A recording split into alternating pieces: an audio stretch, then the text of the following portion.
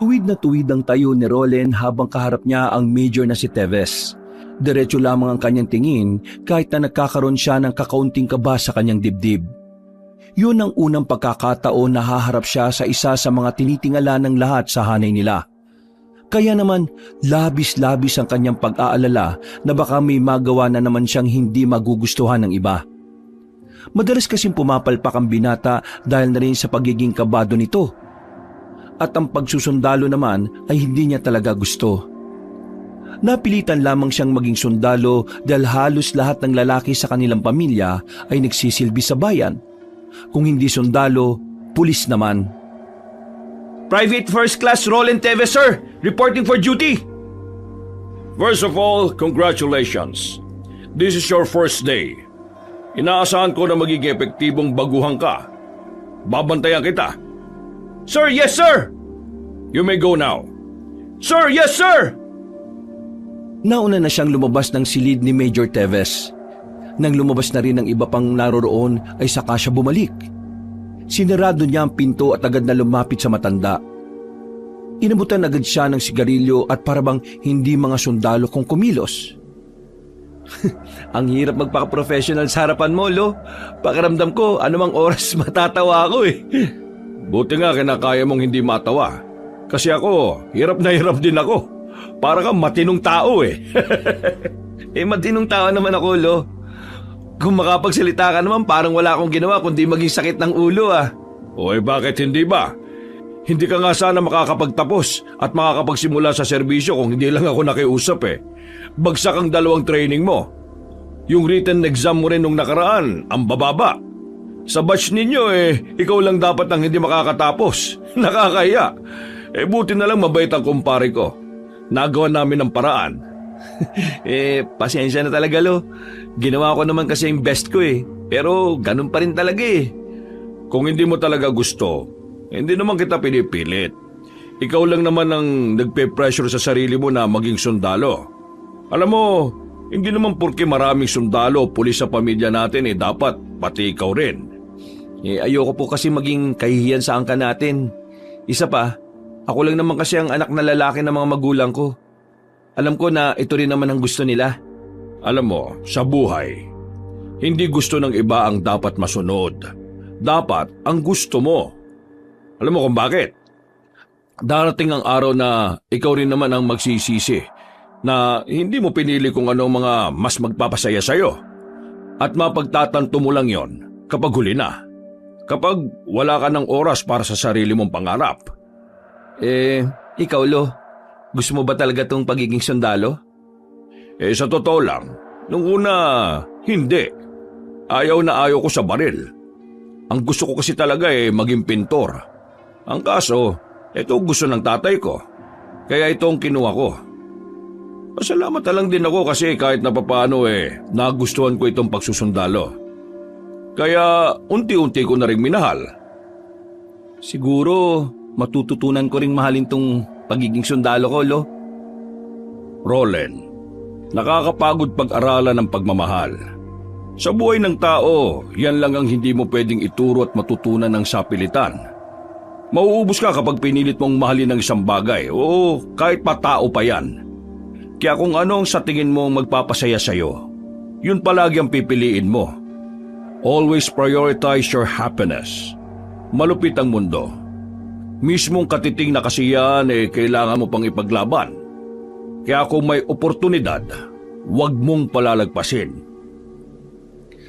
Napapangisi na lamang si Major Teves.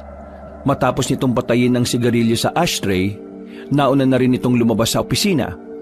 Si Rolly naman, naiwan sandali at napaisip sa huling sinabi ng kanyang lolo. Inagabihan.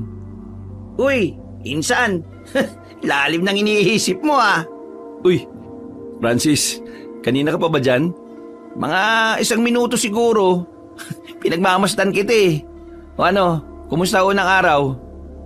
Wala pa naman kami masyadong ginagawa pero sa susunod na linggo, baka maging stay in na ako sa kampo. Alam mo insan, proud ako sa narating mo. Proud silang lahat sa'yo. Nakakaingit ka nga eh. Siguro, kung pagiging sundalo rin ang kinuha kong kurso, magiging proud din sa akin ng mga magulang ko eh. Alam mo, tanong ko lang ha, masaya ka ba sa pagsusulat ng mga libro? Ha? Oo naman. Masayang masaya. Yung kasi gusto ko eh. Natutunan ko kay Lolo na kung saan ka masaya, yun ang ilaban mo. Kaya wag mo nang isipin kung ano man yung iniisip nila. Hanggang wala kang ginagawang mali, ituloy mo lang. Hindi rin naman silang hahawak ng buhay mo kundi ikaw. Kung sa bagay, tama ka naman. Pero, congrats pa rin. Congrats din sa'yo sa bago mong libro. Ay teka, tungkol pala saan yung libro na ginawa mo? Kailan nilalabas sa publiko? Ilalabas yun sa susunod na buwan, pre. Sana nga maraming bumili. Hindi ko kasi alam kung magiging interesado ba yung mga tao sa aswang. Ano? Aswang? Yun yung topic mo sa bago mong libro? Oo, insan pre, aswang. Ang pamagat, minsan sa sityo ng San Nicolas. Uy, mukhang maganda yan Bibili ako niyan. Pero matanong ko lang, naniniwala ka ba talaga sa aswang? Kaya mo yung ginawa? Yung totoo, oo, naniniwala talaga ako. Tumingin-tingin pa si Francis sa paligid nila. Siniguro niyang wala ni isa sa mga kamag-anak nila ang makakarinig sa kanyang sasabihin. Lumapit ito at pabulong na nagsalita.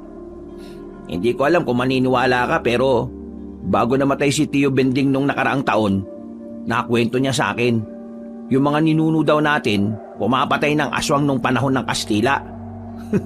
Ano ka ba? Alam mo naman na may problema si Tio Bending sa pag-iisip Mali mo naman totoo. Di ba sa pelikula, kung sino pa yung mukhang hindi nagsasabi ng totoo, yung pa yung mga hindi nagsisinungaling. Ewan ko. Basta, wag na lang muna nating intindihin kung totoo yung aswang o hindi. Ang isipin natin, totoong magkakalibro ka na talaga. Ikaw naman, totoong magiging ganap na sundalo.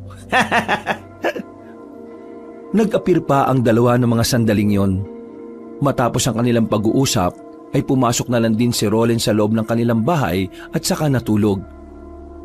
Kinabukasan, maaga siyang umalis ng bahay. Nagtungo siya sa bayan kasama ang kapwa niya sundalo na baguhan din, si Erwin. Naisipan nilang bumili ng mga bago nilang damit na puti na magagamit nila sa pananatili sa kampo. Pati na rin ibang bagay na kanilang kakailanganin. Sana, magkasama tayo sa barracks. Putik. Ayoko makasama yung mga hindi man lang nagsasalita. Hindi ko kasi kayang hindi magdadadaldal Hindi rin naman ako madaldal, no? At least, close tayong dalawa. Pero, seryoso, may nasagap akong info. Info? Tungkol saan? Narinig ko sa usapan ng dalawang kuya ko. Yung nasa kabilang division, may operation daw na gagawin sa susunod na linggo. Baka raw magsama ng mga bago. Tingin ko pre, isasabak tayo kaagad sa gera Hindi namang gera. May i-verify lang tayo sa area. Nasabi na sa akin ni Lolo yan. Nip, iba talaga kapag may lolo na major no? Sus, Intel Group nga mga kuya mo Natigil lang ang kanilang usapan nang biglang may nakabanggaan na matandang babae si Erwin. Muntikan ng matumba ang matanda dahil sa laking tao ba naman ni Erwin. Humingi naman ng paumanhin ng binata. Pero biglang sumigaw ang matanda at nagpakita ito ng pagiging iritado. Hindi ka ba tumitingin sa dinaraanan mo? O sinadya mo talaga akong banggain? Naku, hindi po. Pasensya na po. May hinahanap po kasi ako sa bag ko. Hindi ko po talaga kayo nakita. Pasensya na po. Pasensya? Munti ka na ako matumba? Paano kung tumama ang ulo ko sa simento? Pasensya na lang? Hindi ko naman po talaga sinasadya, Ali. Pasensya na po talaga. Kasalanan ko. Anak mayaman ka siguro, ano? Ano po? Ang mayayaman talaga, akala mo hari ng daan Kapag naglalakad, kung sino-sino lang binabangga. Alibasa, malakas ang loob na manghama kasi maraming pera. At kapag nakasakit naman ng ibang tao, malakas ang loob kasi hindi makukulong kasi may panglagay. Di ba ganyan ang mga kagaya niyong mayayaman? Grabe naman po kayo sa mayayaman. Hindi po ganoon. May mga mayayaman pong hindi gaya ng sinasabi nyo. Pero ako po, hindi naman po ako mayaman Nakakaluwag lang. Itong katabi ko po ang mayaman. Marunong ka rin sumagot at mangasar, ha? Pinagtitinginan na sila ng mga tao ng mga sandaling yon. Kaya naman, hindi na rin nagsayang pa ng oras si Rolen. Nakialam na siya sa nangyayari. Manang, ako na po ang humihingi ng paumanhin kung hindi po kayo napansin ng kaibigan ko. Kung gusto niyo po, dadali namin kayo sa ospital para ma-check. If may seryosong galos kayong natamo, wag na po sana natin palakin. At baka kung saan-saan pa po mapunta yung usapan na to. Aba, bida-bida ka rin ngayon. Ang akala mo, abogado ka? Huwag mo akong turuan. Ano po bang gusto nyo? Humingi na ng tawad ang kaibigan ko. Nagpapakumbaba na kami pero ikaw pa rin tong galit na galit. Ano po bang pwede nating gawin para maayos yung usapan na to? Pre, yaan mo na. Mukhang sarado naman ang utak na matandang yan eh. Away lang talaga yata gusto mangyari niyan. Magsisisihan mong sinira mong oras ko, iho. Magsisisi ka! Naglakad na ang matandang babae na parabang wala lang nangyari. Naiwang napapailing na lamang ang magkaibigan. Hindi nila alam kung ano ba talaga ang problema na matanda. Maging silang dalawa ay naguguluhan na lang din. Matapos silang makapamili sa bayan, naghiwalay na rin sila ng landas. Sa kabilang barangay pa kasi nakatira si Erwin. Pero magkalapit lang din naman sila ng lugar. Pag-uwi ni Rolen, inilapag niya kaagad sa sala ang mga dala niya. Napasuyod siya ng tingin sa sala at napangiti. Bigla na lang kasi niyang na-miss ang kanyang ina na madalas na naglilinis doon. Nasa ibang bansa kasi ang kanyang mga magulang. Siya lang ang nasa Pilipinas para ituloy ang kanyang pagsusundalo. Pagpunta niya ng kusina ay nagulat siya nang makita niya ang kanyang lolo. Nakaharap sa ref at tumitingin ng pwedeng makain. Lolo, di ka man lang nagpasabi na pupunta ka pala. Bakit? Bawal ba akong pumunta rito? Hindi naman sa ganun. Ang ibig kong sabihin, sana nakapaghandaman lang ako. Mula nang mag-ibang bansa ang mama mo, itong ref na to, hindi na nagkaroon ng matinong laman. Puro tubig eh. Puro tubig pala bakit ang tagal mong mamili? Pinipili ko kung ano yung mas masarap na tubig. Nagtungo ang dalawa sa sala at tumupo sa sofa. Alam ni Rolen na may mahalagang sasabihin sa kanya ang lolo niya, kaya siya nito sinadya sa bahay. Lo, may sasabihin ka ba? Sa Sabado, sisimulan na ang operasyon. Nabanggit ko na sa iyo yun, hindi ba? Gusto kitang tanungin. Gusto mo bang sumaba kaagad? Kasi kung gusto mong maranasan agad ang isa sa mga bagay na mas makakapagpaunlad sa iyo bilang sundalo, pwede naman kitang isama sa listahan. Gusto ko kaagad maranasan yung ganun para masanay ako. Pero matanong ko lang, Lo, ano ba yung makakalaban natin doon? Mga rebelde. Susubukan natin makipagnegosasyon sa kanila. Usapang peace talk to, Rolen. At alam mo naman kung gaano kadelikado ang ganitong usapan kapag ang kausap mo ay isang rebelde. Sige, Lo. Gusto kong sumama. O sige. Pero ito lang ang sinasabi ko sa iyo, ha. Kapag nasa kampo tayo, major ako. Hindi mo ako lolo. Tatawagin mo ako sa kung ano ang pagkakakilala sa akin ng mga kabaro natin. Oo naman, Lo. Professional lang dapat. Huwag kayo mag-alala. Hindi naman kita bibigyan ng kahihiyan Gagawin ko lahat na makakaya ko para bigyan ka ng karangalan. Basta wag mong ipresyo ng sarili mo, ha. Ang gusto ko lang maging kapaki-pakinabang na sundalo ka. Ngumiti na lamang si Rolen sa kanyang lolo. Mabilis na lumipas ang mga araw.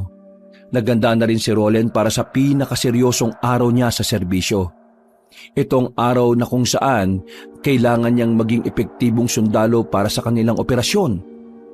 5 silang mga baguhan. Ang mga kasama nila ay matatagal na rin sa serbisyo. Kasama rin nila si Major Teves na siyang mangunguna sa grupo nila. Habang nasa loob ng truck habang nagbabiyahe, napansin ni Role na parang hindi mapakali ang lalaking si Erwin. Pinagpapawisan yon kahit na mahangin naman nung hapon na yon. Dahil katabi rin naman niya ito, tinanong na niya kung ano ang problema nito. Uy, buddy, anong problema? Okay ka lang? Bigla akong nalalamig Hindi ko alam kung bakit. Masama ba pakiramdam mo? O konti. Pero kanina bago ako umalis, ayos naman ako eh. As in, magaan ang pakiramdam ko. Pero kanina nung nakaidlip ako, paggising ko, masama na yung pakiramdam ko eh. Baka naman may nakain kang hindi maganda. Wala. Pero tingin ko may weirdong nangyayari. Anong weirdo? Napaginipan ko yung matandang nakasagutan natin sa bayan. Galit na galit, buddy. Para niya akong kakainin ng buhay eh. Tapos, paggising ko, ayun, masama na pakiramdam ko. Tingin ko dahil yun sa panaginip ko eh. Dahil sa panaginip, sumama ang pakiramdam mo? Parang malabo yata yan, buddy ah. Ewan ko, basta ganun eh. Sa mga sumunod na sandali, narating na rin nila ang kanilang magiging kampo. Nakatirik yun sa gitna ng kagubatan na isang bundok lang ang pagitan mula sa lugar na kanilang pupuntahan. Bago sumapit ang kinagabihan, tinipon silang lahat at naglatag ng mga paalala si Major Teves. Marami itong sinabi tungkol sa mga dapat nilang gawin at hindi. At nagdagdag na rin ito ng mga impormasyon na may kinalaman sa kanilang gagawing operasyon. Dakong alas 7, pinuntahan ni Roland si Erwin sa barracks nito. Nabalitaan kasi ni Roland na tuluyan ng nilagnat ang binata. Pagtingin niya kay Erwin, nakita niyang pawis na pawis ito, nakabaluktot, lamig na lamig. At ang mas nakapukaw pa ng kanyang atensyon ay ang pangingitim ng daliri nito. Lo, Sir Erwin may sakit. Hindi ba natin siya pauuwiin muna? Di bang sinabi ko sa iyo na hindi mo ko lolo kapag nasa trabaho tayo? Sir, yes sir. Hindi niya ikakamatay ang lagnat. Uminom lang siya ng gamot. Hindi ka pwedeng magsundalo kung iindahin mo ang sakit. Kung sa lagnat di mo kayang labanan, hindi mo rin malalabanan ng mga kalaban. Sige na, go back to your barracks. May ginagawa ko. Pero sir, tingin ko malala ang lagay niya eh. Hindi po yata simpleng lagnat lang ang meron siya. Please check him sir, immediately. You are not a doctor, kaya wala kang sapat na kaalaman kung gaano kaseryosong sakit ng isang tao. According to your words sir, nung nasa training pa lang kami, it's better to have an insight kesa wala. And according to my observation, that's a serious matter. Ang sinasabi ko ay connected sa pagiging sundalo at hindi konektado sa pagiging doktor. You cannot diagnose a person if you are not a professional doctor. Then you can tell me that this is only a simple fever. If you're not a doctor, sir. Napanganga na lamang si Major Teves. Hindi nito magawang magalit sa apo dahil alam niyang meron namang punto si Roland. Huminga ito ng malalim. Sandaling binitiwan ng mga papel na nasa lamesa. Sige, ano bang naging basihan mo para sabihing hindi lang yung simpleng lagnat? Give me a valid reason. Based on my observation, sir, hindi tumitigil ang pagpapawis niya. At according to him, nilalamig siya ng sobra. Napansin ko rin yung mga kuko niya sa kamay, nangingitim. At ano? sabi niya sa akin, may naririnig siyang boses na matandang babae. Nabigla si Rolly nang tumayo agad si Major Teves. Nagpasama ito sa kanya patungo sa barracks nila. Nang makita ni Major Teves ang kalagayan ni Erwin, tila alam na agad nito kung ano ang naging problema. Iwan niyo na muna kami ni Private Teves dito. Sige na! Agad na nag-alisa ng mga kabaryo nila. Nang sila na lang ang nasa loob ng barracks, sinuri ni Major Teves ang katawan ni Erwin. Sir? Humanap ka ng matinong signal. Tawagin mo si Tito Franco mo. Sabi mo sa kanya, papuntahin dito sa kampo si Mr. Yang. Palim lang ka mo. Wala dapat makakita sa kanya rito. Ano bang nangyayari? Sumunod ka na lang muna kung gusto mong mailigtas tong kabady mo. Kinuha agad ni Roland ang kanyang cellphone. Makalipas lang ang halos 10 minuto, nakahanap na rin siya ng matinong signal. Nagawa niyang matawagan ng numero ng tiyuhin niyang si Franco. Pero ang narinig niyang boses sa kabilang linya ay boses ni Francis. Hello, Tito Franco? Uy, insan, si Francis to. Si Tito Franco kasama si Papa. Lumabas bumili ng alak naiwan tong cellphone niya. Pakisabi kay Tito Franco pagbalik niya, pinapautos ka mo ni Lolo na puntahan niya si Mr. Yang. at papuntahin daw dito sa kampo. Ngayon din daw kagad. Palihim lang daw bawal makita ng ibang kabaro namin. Sino? Si Mr. Yang? Yung incheck na na albularyo? Anong gagawin ng albularyo dyan? Ewan ko, nagugulan din ako kay Lolo Pero ikukwento ko na lang sa'yo kapag nakauwi na ako. Sige na. Pinutol na agad ni Roland ang tawag at dali-dali na rin siyang bumalik. Inabutan niyang naroon pa rin ang lolo niya sa barracks nila Erwin. Sinusuri pa rin ito ang ilang parte ng katawan ng kanyang kaibigan. Nasa gilid lamang si Roland. Naghihintay kung kailan matatapos ang ginagawa ni Major Teves. Anong sabi? O raw, papupuntahin na raw dito. Lo, may gusto sana akong itanong Hindi mo ako lolo rito. Sir, pwede po ba ako magtanong, sir? Ano yon? Bakit kailangan natin ng albularyo? Hindi ba dapat yung medical team ang mag-asikaso niyan? Sila dapat ang tinawagan natin?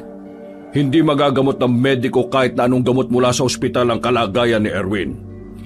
Ano pong ibig niyong sabihin, sir? Naniniwala ka ba sa mga aswang?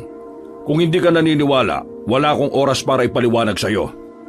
Sinasabi niyo po bang naniniwala kayo sa aswang, sir? Naniniwala ka ba o hindi?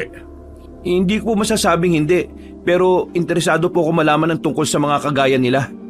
Itong si Private Reyes, nadali siya ng aswang. Paano nangyari yun, Lo? Anong sinabi mo? Paano nangyari yun, sir? May mga aswang na kapag nadikitan mo lang, kaya ka nilang saktan. Kapag natanda nilang amoy mo, meron silang ginagawa na parang kagaya ng sakulam. Medyo nabigla si Roland sa mga narinig niya sa kanyang lolo. Hindi naman kasi niya inakala na sa pagiging astig, respetado at istriktong alagad ng batas, may ganong klase ng paniniwala pala ang matanda. Bagay na hindi naman niya nakikita noon. Ang mga ganitong kaso, hindi kayang gamutin ng medisina mula sa mga doktor o ospital. Mas lalo pang lumalala ang kondisyon ng pasyente kung sila ang gagawa ng paggagamot. Sir, hindi ko inakala na may ganito kayong paniniwala. Pero iginagalang ko po. Masaya po ako malaman. Oo, naniniwala ako sa mga aswang. At malaki ang naging papel ng mga aswang na yan sa buhay ko. Pero huwag ka na magtanong. Hindi itong tamang oras para magkwento at pag-usapan ng mga ganong bagay. Tungkol ito kay Reyes at hindi sa akin. Tumango na lamang si Roland noong mga sandaling yon. Maya-maya pa, nang tulog na ang karamihan sa kanila, ay dumating na rin si Mr. Yang. Agad nitong sinuri si Erwin na hanggang sa mga sandaling yon ay hindi pa rin nagkakamalay. Pagtingin nila sa kuko ni Erwin sa paa, itim na yon, para bang kakulay na ito ng duhat. Kayo ba wala alaala kung itong lalaki meron kaaway? Mabait na tao si Reyes, makulit. Pero masasabi kong pala kaibigan siya sa lahat at magalang din sa matatanda.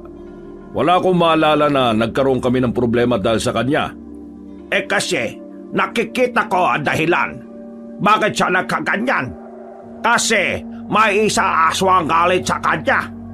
Naalala ko na. Nung nakaraan, nagpunta kami sa bayan. Meron nakabanggaan si Erwin na matandang babae. Nagbanta siya na magsisisi raw si Erwin. Hindi kaya yun yung aswang? Mismo! Yung aswang talaga! Yun ang gawa nito sa kanya! Ay, nako! Aswang na naman! Pero wag kayo alala! Ako bahala sa tao na ito! Kakayanin niya kaya na sumama bukas ng gabi? Bukas umaga! Pag ako gamot siya ngayon, ayos na siya bukas umaga. Gabi pa naman kayo alis, diba? Kaya wala problema. O sige, gawin niyo makakaya niyo para gumaling ang isang yan. Ako nang bahala sa inyo. Ay nako, wag na bayad. Para ka others Tagal na tayo makakilala. Bakit ka babayad? Sige na, ako na bahala. Kayo, labas muna. Sige na, labas muna kayo. Magbabantay lang kami sa labas. Lumabas ang maglolo. Naglabas na muna ng sigarilyo ang matandang lalaki at nag-abot ng isa kay Roland. Matagal na po pala kayo magkakilala ni Mr. Yang, sir. Mukhang marami na po yata kayong nalalaman tungkol sa mga aswang, Sa susunod na mga araw, malalaman mo rin ang lahat ng kwento ko. Kapag natapos na itong misyon natin. Makalipas lang ang isang oras, lumabas na rin ng barak si Mr. Yang. Pawis na pawis ito at parang pagod na pagod. Magiging ayos na siya basta pahinga muna hanggang umaga ha. O paano? Ako alis na. Hindi ka man lang ba magpapahinga muna o magkakape man lang muna? Ay hindi na. Baka mamaya ako pa kita dito mga kasama mo. Tapos ikaw sumpong. Pagalitan ka na naman. O sige na. Ako alis na ha. Sige, maraming salamat ulit Mr. Yang. Babawi ako sa ibang araw. Kumaway na lamang ang matandang incheck habang papalayo yun. Buntong hininga na lamang ang nagawa ni Major Teves. Pumasok sila muli sa loob.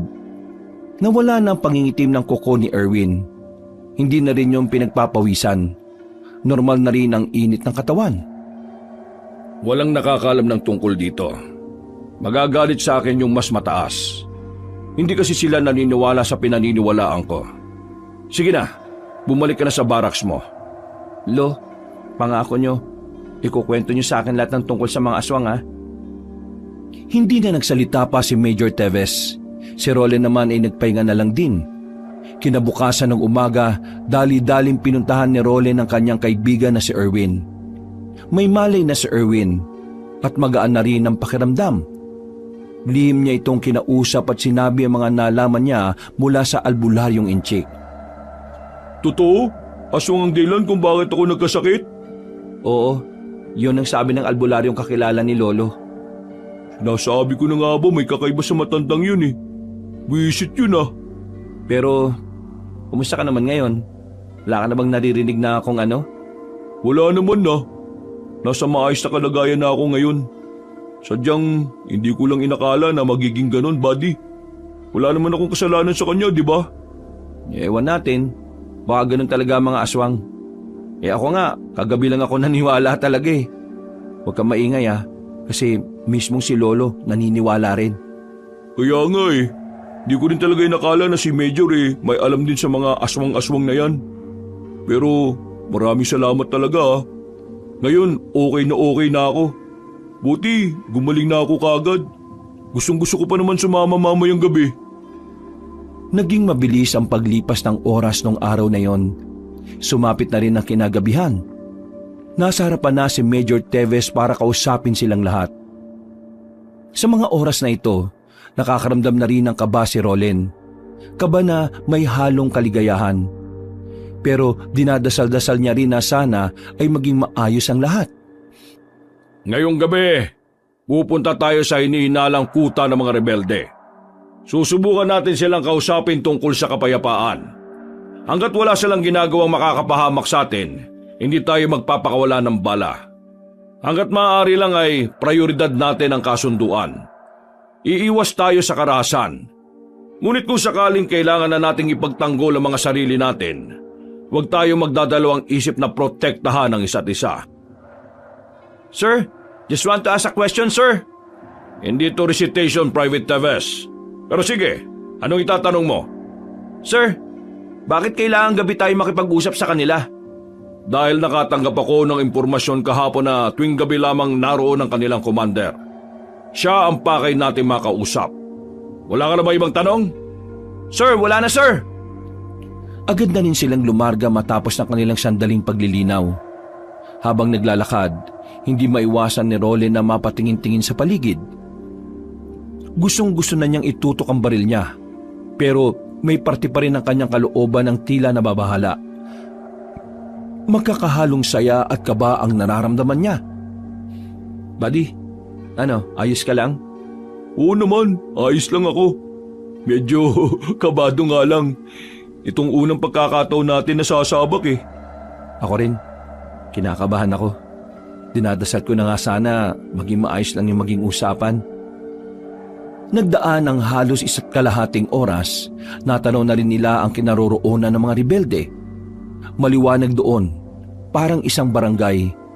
Sumenya si Major Teves na kailangan na muna nilang tumigil, pero paghinto pa lang nila, may nagpaulan na kagad ng bala.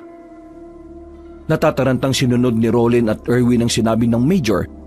Pagtingin nila ay may mga papalapit ng rebelde sa kanila. Kahit na kinakabahan, ikinalma ni Roland ang sarili niya. Tumulong na rin siya sa pagpapaputok. Pinagbababaril nila ang mga rebelding nagtatangkang makalapit sa kanila. Retreat! I said retreat! Wala silang nagawa kundi ang umatras na lamang muna. Ang usapang pangkapayapaan na sisimulan pa lang sanang pag-usapan na uwi lamang sa patayan. Sa isang iglap lang, 2 agad ang nalaga sa bilang ng mga sundalo. Nagawa naman nilang makalayo. Pansamantala silang nakapagtago sa malaking bato, habang ang iba naman ay nagbabantay sa gilid. Paputukan ang mga rebelde sa oras na mag-approach sila sa atin. Wala silang balak na pag-usapan ng kapayapaan. Kailangan na rin natin pumalag. Sir, wala na po si Sargento Guido at Private Marabag. Parehong may tama sa ulong 2 nilang kasama. Si Rolen sandaling natulala. Tila nagdulot ng matinding trauma sa kanya ang makita ang mga kasamahan na namatay. Para siyang natutuliro. Bitbitin silang 2. Babalik na muna tayo sa... Muli silang napadapa nang marinig ang makakasunod na putok ng baril. Sa mga sandaling ito, nakipagsabayan na rin sila. Isa si Rolen sa matapang na nakipagpalitan ng putok. Kahit madilim, nagagawang makatama ng binata. Pero nang tumingin siya sa gilid, nakita niya ang lolo niya na meron ng tama sa tagiliran. Lo! Focus! Huwag mo akong tawaging lolo! Nagmamatigas ka pa, may tama ka na eh. Tinulungan niya makaupo ng maayos sa matandang lalaki. Nakita niya na malakas ang tagas nito sa tagiliran. Nakatingin ito sa kanya ng diretsyo, parang nahihirapan ng huminga. Lo! Lo! Uy, Lo! Huwag kang ganyan, Lo, ha?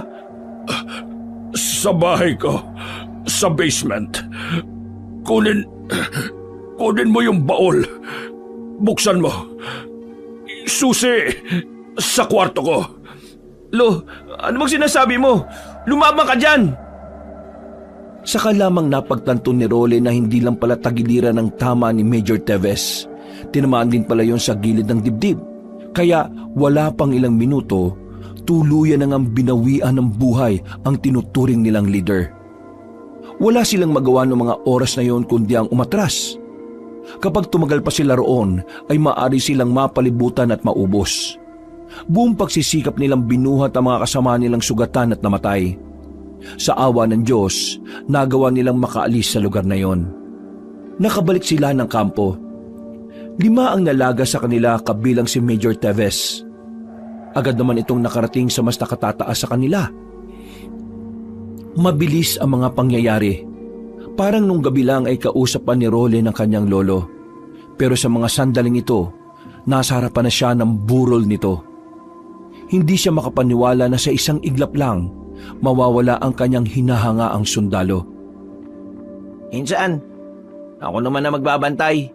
Magpahinga ka na muna. 2 araw ka nang walang maayos na tulog eh, oh. Ayos lang ako, Insan. Gusto ko lang bantayan si Lolo hanggang sa mailibing na siya. Hindi ko siya nabantayan nung nasa gitna kami ng putukan eh. Insan, wala kang kasalanan sa nangyari. Kaya huwag mong sisihin ang sarili mo.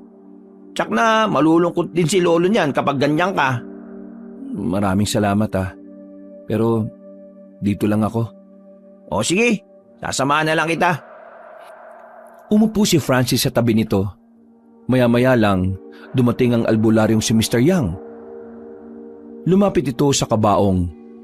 Matapos yun, napatingin ito kay Rolen na parang may nais itong sabihin. Nakuha naman agad ni Rolen yon. Pumasok sila ni Mr. Yang sa loob ng bahay at dito siya kinausap ng inchik. Sigurado ako meron sabi sa'yo lolo mo bago siya mamatay. Meron nga ho. Ang sabi niya sa akin, yung baol daw nasa basement. Buksan ko raw yung gamit yung susi na hahanapin ko raw sa kwarto. Tungkol saan ba yun? May alam ka ba sa sinasabi niya? Halik ka, ikaw sama sakin. Saan tayo pupunta? Kunin mo muna susi, tapos tayo punta sa basement. Teka, alam mo yung basement ni Lolo?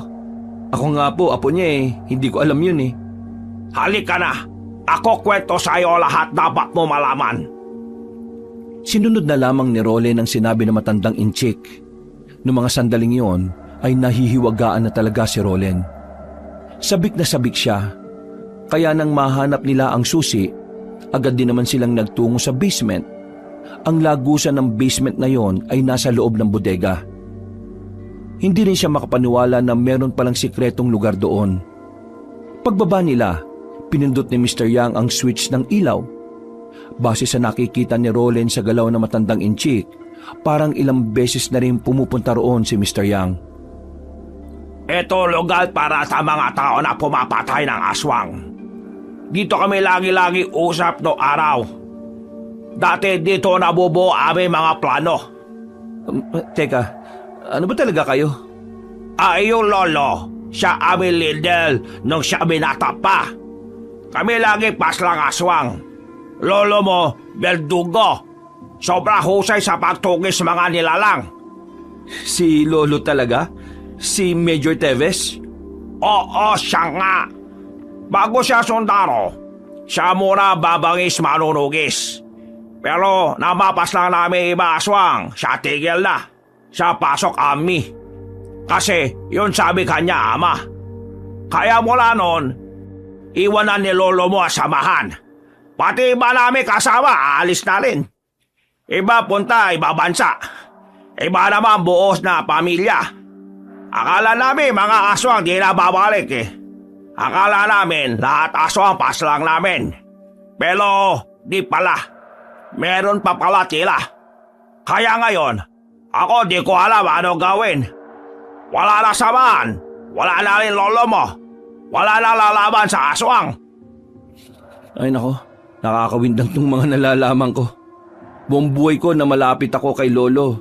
Wala man lang nakapagsabi sa akin ng tungkol dito.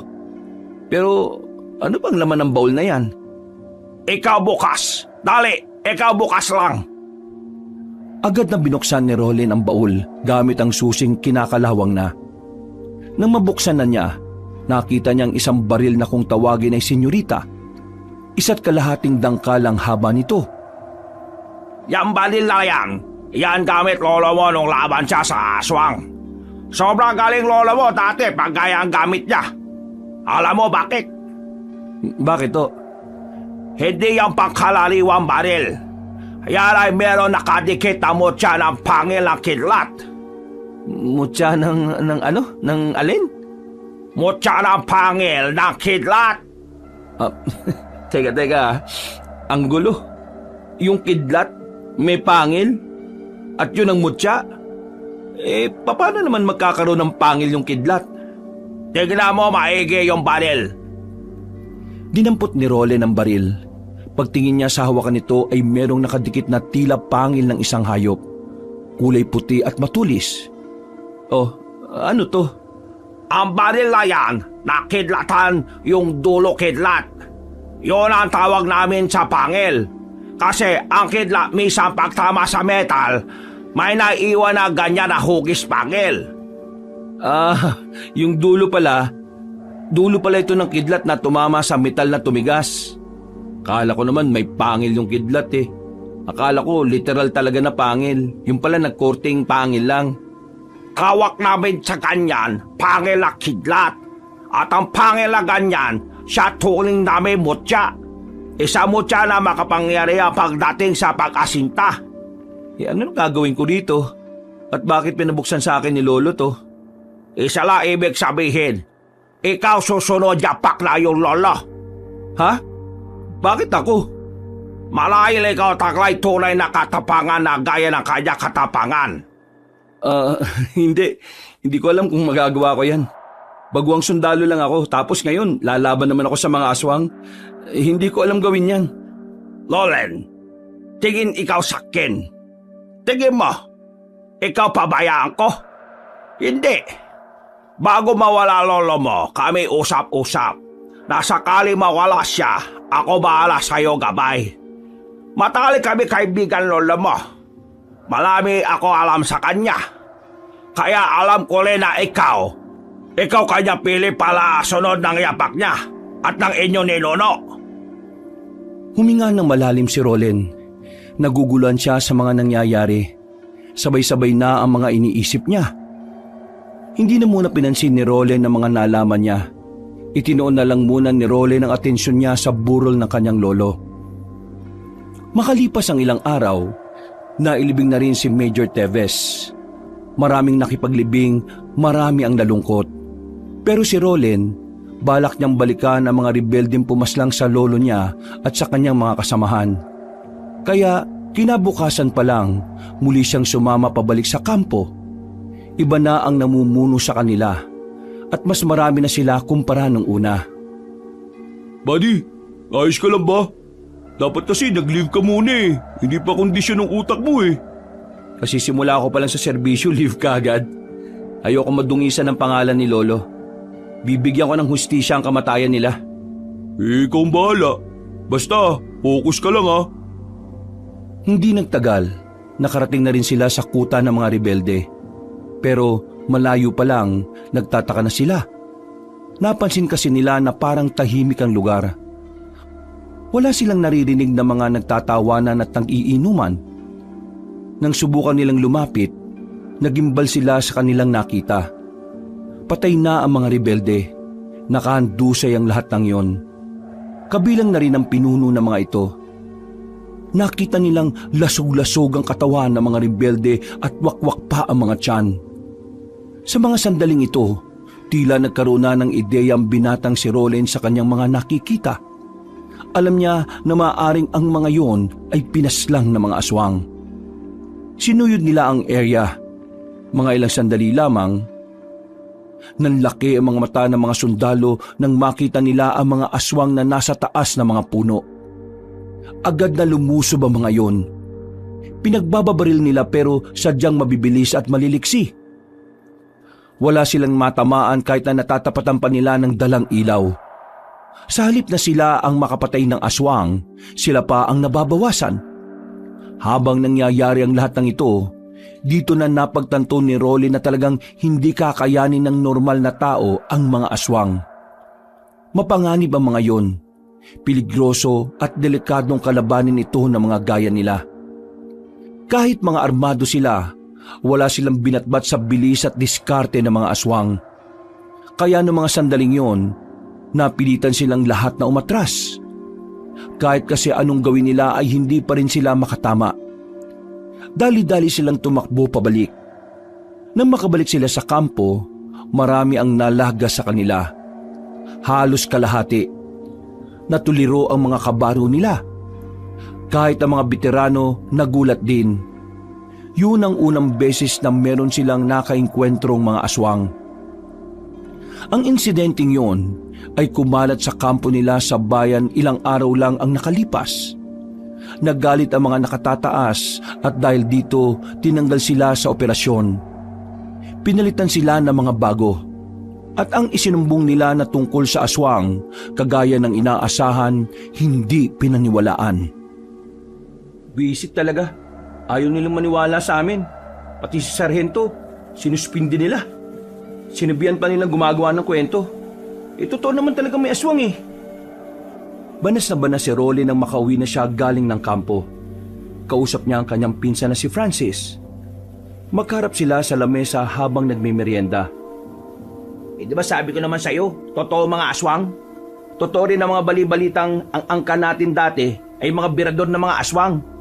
Akala mo, hindi ko alam yung sinabi ni Mr. Yang sa'yo, no? Paano mo nga nalaman? Malamang, tinanong ko siya. Sinabi niya rin sa akin kasi apo rin naman ako ng lolo natin eh. Pero ano palang balak mo? Tatanggapin mo? Ako kasi hindi talaga pwede eh. Wala akong alam sa paghawak ng mga armas o sandata na yan. Hindi ko alam kung tatanggapin ko. Wala rin naman kasi ako mabigat na dahilan eh. Mabigat na dahilan? Hindi ba mabigat na dahilan na ang angka natin kalaban ng mga aswang? Anumang oras, pwede nilang saktan ng isa sa mga kadugo natin. At biglang responsibilidad ko na ngayon ng buong angka natin. Hindi lang buong angka, no? Baka buong sangkatauhan na rin dito sa probinsya natin. Hindi na lamang sumagot ng lalaking si Rolen, pero gumulo rin sa kanyang isipan ang mga narinig niya. Pakiramdam niya bigla, meron siyang obligasyon sa lahat. Pakiramdam niya, responsibilidad niyang maging tagapagligtas ng mga tao. Pagkatapos ng kanilang pag-uusap, agad na tumungo na lamang ang binata sa kanyang silid. Muli niyang inilabas ang senyorita na itinago niya sa loob ng aparador.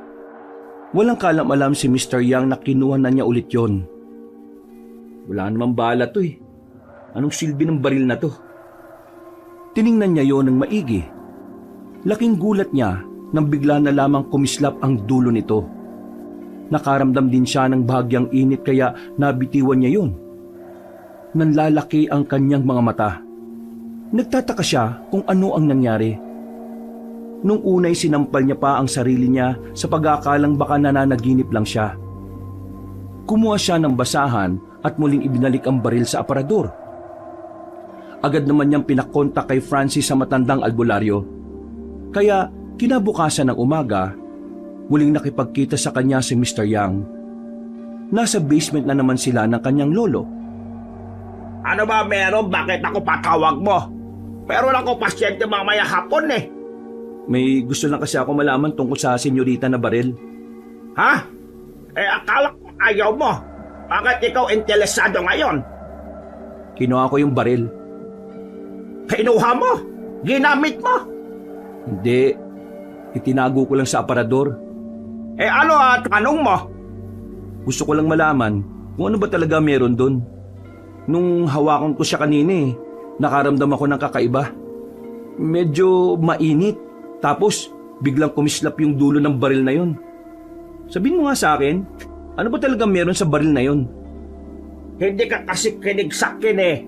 Ang sabi ko, yung baril na senyorita, di pangkalaliwan, di basta-basta, makapangyalihan.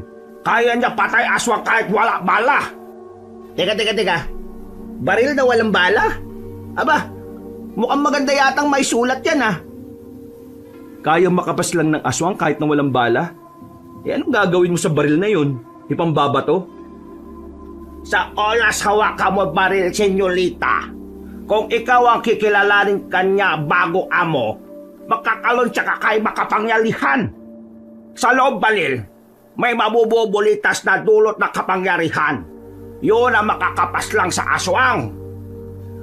Medyo nalalabuan ako eh. Ngayon lang kasi ako nakakita ng ganong klase ng baril. Ang sinasabi niyo sa akin, meron pang kapangyarihan. Seryoso ba talaga tong usapan na to? Insan, totoo mga sinasabi sa iyo ni Mr. Yang. Totoo may kapangyarihan ng baril na senyorita.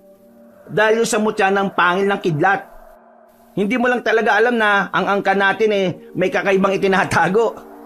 Kung babasahin mo ang libro na isinulat ng isa sa mga lolo natin, doon mo malalaman kung saan nagmula yung baril na senyorita. Saan nga ba nagmula? Ayon sa nabasa ko, ang baril na senyorita ay galing sa isang misteryosong Kastila na bigla na lang daw lumitaw sa bukirin. Gabi raw kasi noon. Abang naglalakad ang isa sa mga lolo natin at ang kanyang mga kaibigan, bigla silang inatake ng mga aswang. Pero dumating tong Kastila. Di nagtakbuhan yung mga kasama ng lolo natin. Tapos, yung Kastila, napatay naman daw yung mga aswang. Pero hindi alam ng lolo natin, bago pala dumating yung Kastila, marami na pala yung sugat sa katawan. Kumbaga, bago yun, napalaban pa pala sa iba. Di namatay yung Kastila na yun, naubusan ng dugo. Pinamana ngayon sa lolo natin yung baril. At ang baril na senyorita, si Lolo Major ang huling naging amo.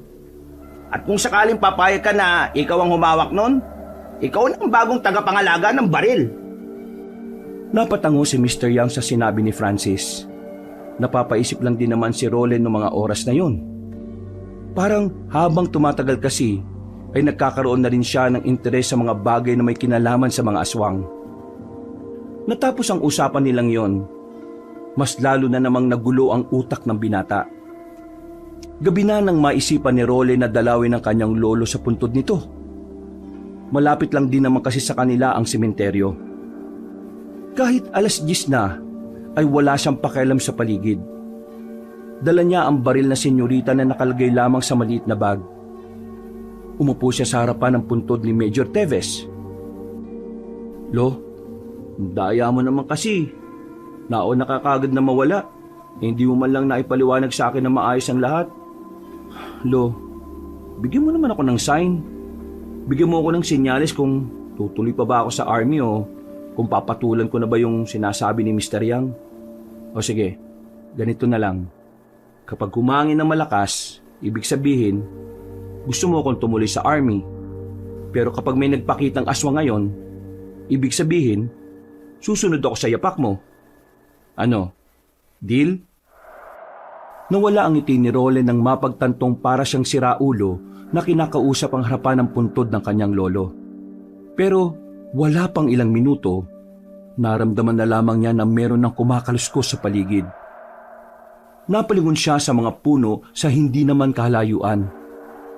Meron siyang nakitang tao na naroon. Hindi niya alam kung bakit. Dahil sa kanyang kuryosidad at sa pag-aakalang magnanakaw lang yon, tumungo siya roon para tingnan ng malapitan. Sa hindi inaasahang pagkakataon, napalingon sa kanya ang lalaking nasa itaas ng puno. Hindi niya gaanong makita ang muka dahil kulang ang liwanag na meron ng lugar. Pero narinig niyang bigla na lamang yung umangil na parang mabangis na hayop. Gagi. Lo, eto na bang sinyalis mo? Hindi nagdalawang isip si Roland na kunin ng senyoritang baril.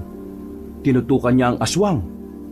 Pagkalabit niya ng gatilyo, bigla na lamang may kumislap sa dulo ng baril pero walang tunog ng putok. Nakita na lamang niyang bumagsak ang aswang. Sa pagkamangha, hindi agad nakagalaw si Roland. Napapatingin na lamang siya sa baril na yon. Sa mga oras na yon, hindi na niya namalayan na nakaalis na pala ang aswang. Ang pihira. Paano nangyaring tinamaan yung aswang na yun eh? Wala naman lumabas na bala rito. At saka, ang astig naman ito. Parang kidlat yung nalabas ang uso ah. Nagmamadali siyang makaalis doon nang mabahalang baka may iba pang mga aswang na dumating. Agad niyang pinuntahan si Francis sa bahay niya. Mabilis din naman dumating ang kanyang pinsan. Seryoso? Meron kang binaril na aswang gamit yung senyorita? Oo.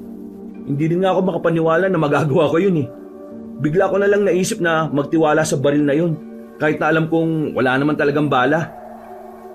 Isang malalim na paghinga ang kanyang ginawa. Unti-unti na niyang nabibigyan ng interes ang pagsunod sa yapak ng kanyang lolong na mayapa. Makalipas ang ilang araw, nalalapit na rin ang kanyang pagbabalik sa serbisyo. Wala nang suspensyon na hindi makatarungang ipinataw sa kanila. Pero kahit na ilang araw na lang ay makakabalik na siya ulit, tila naguguluhan naman ang kanyang sarili kung magpapatuloy pa rin siya. Wala na rin naman kasi si Major Teves na siyang naging inspirasyon niya. Isa pa, una pa lang ay hindi naman talaga niya gusto ang pagsusundalo. Ginawa niya lang yon dahil ayaw niyang maging kahihiyan sa kanyang pamilya. At dahil na rin sa iniidolo niya si Major Teves. Pero nagulat rin si Roland na ganun rin pala ang iniisip ni Erwin. Buddy, sigurado ka na ba sa desisyon mo? Sayang naman yung pinaghirapan mo ng ilang taon kung aayaw ka na. Buddy, parang hindi para sa akin ang pagsusundalo eh. Araw-araw at gabi-gabi akong ginugulo ng mga nangyayari.